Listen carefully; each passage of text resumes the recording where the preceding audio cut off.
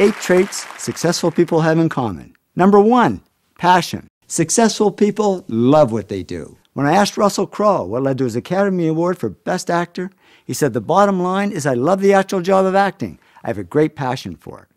Successful people in all fields love what they do, whether it's astrophysicist Jamie Matthews, author J.K. Rowling, or athlete Michael Phelps. And not just big names. Margaret McMillan, a history professor, says, I spent my life doing what I love. Carlos, a bus driver I sit with at Starbucks, says, I love what I do. I've only missed 3 days in 4 years.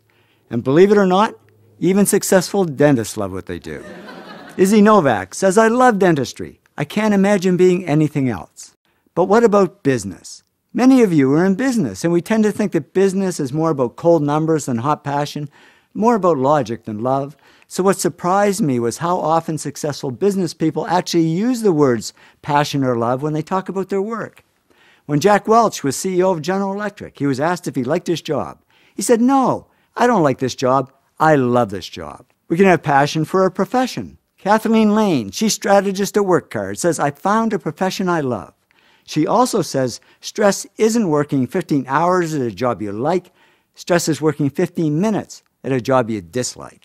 We can have a passion for people. Nez Hallett III, CEO of Smart Wireless, says, I used to be in sales, now I'm a CEO. I just love being around people. We can have passion for a product. James Dyson, the vacuum cleaner guy, says, I love vacuum cleaners, and I will love them until the day I die. Yep, when he dies, they're just going to cremate him and then suck up those ashes with a Dyson vacuum and place it on the shelf. We can have passion for a particular field. Anita Roddick, the great founder of The Body Shop, once said, I love retailing. I love buying and selling and making connections. She also said, I don't like systems, financial sheets, or plans. Yes, no matter how much we love what we do, there's always going to be stuff we don't love. The trick is to make sure the stuff you don't love only takes up 20% of your time, and the stuff you do love takes up 80%. If it's the other way around, we're in the wrong job. Passion is sometimes mistaken for ambition. People call Donald Trump ambitious, but he says, I'm not ambitious. I just love what I do. And if you love what you do a lot of stuff. And then people say, oh, you're ambitious. The cool thing about passion is it turns underachievers into superachievers. I have a long list of famous underachievers, like Albert Einstein, who people said would go nowhere when they were young. For instance, who said this? Besides me. I was sitting in my room being a depressed guy, trying to figure out what I was doing with my life.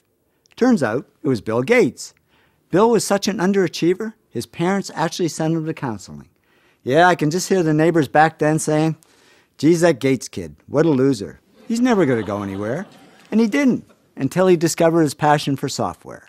The big problem is finding your passion. Sure, there's a kid that knows they want to be an accountant or an architect or an astronaut from the time they're 10, but I found a much bigger group of successful people who, when they were young and even when they were older, didn't have a clue what their passion was, and it took them a long time to find it, or to fall into it. Don Lepore, Chief Information Officer at Charles Schwab, said to me, I fell into what I do, and I didn't know I loved it until I fell into it. And I hear that a lot. So how do people find their passion? Well, they just get out there and try a lot of stuff and explore many paths. Robert Munch explored many paths. He said to me, I studied to be a priest. That turned out to be a disaster. I tried working on a farm. They didn't like me. I worked on a boat. It sank. I tried a lot of things that didn't work, but I kept trying, and then I tried something that did work. And I'd say it worked. As a children's author, he sold over 40 million books. Yes, finding a job we love is like finding a person we love. Sometimes we just got to go on a lot of really bad dates before we find the right one. Now, I read a survey of 18 to 25-year-olds, and 81% said their first or second life goal was to get rich. And I thought, boy, they've got it all wrong, because I've interviewed many millionaires and billionaires, and guess how many of them said their life goal was to get rich? 0. They didn't do it for money, they did it for love. They went for the zing, not the ka-ching ka-ching. When Bill Gates and Paul Allen started Microsoft, they didn't do it for the money. Bill says Paul and I never thought we'd make much money. We just loved writing software. And with that attitude, he became the richest man in the world. J.K. Rowling didn't write Harry Potter books for the money. She said, I love writing these books. I just wanted to make enough money to continue to write. And with that attitude, she became a billionaire. I became a millionaire by following my heart, not my wallet, and a number of times I walked away from great-paying jobs to do poor-paying jobs I love better.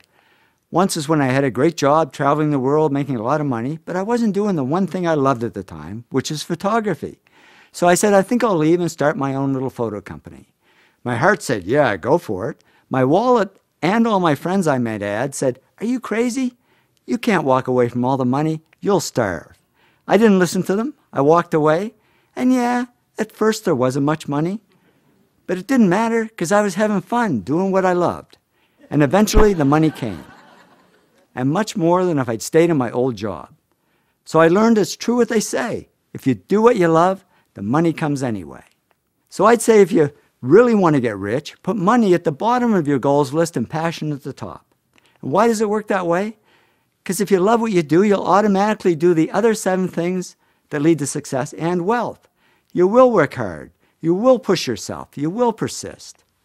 And what if you're in a job you don't love? Well, just follow your passion on the side. Remember, Albert Einstein was a patent clerk. That was his job, but his passion was physics. And he wrote 4 of his most important papers in his spare time as a hobby and became one of the world's greatest scientists. So it's amazing what you can do if you love what you do.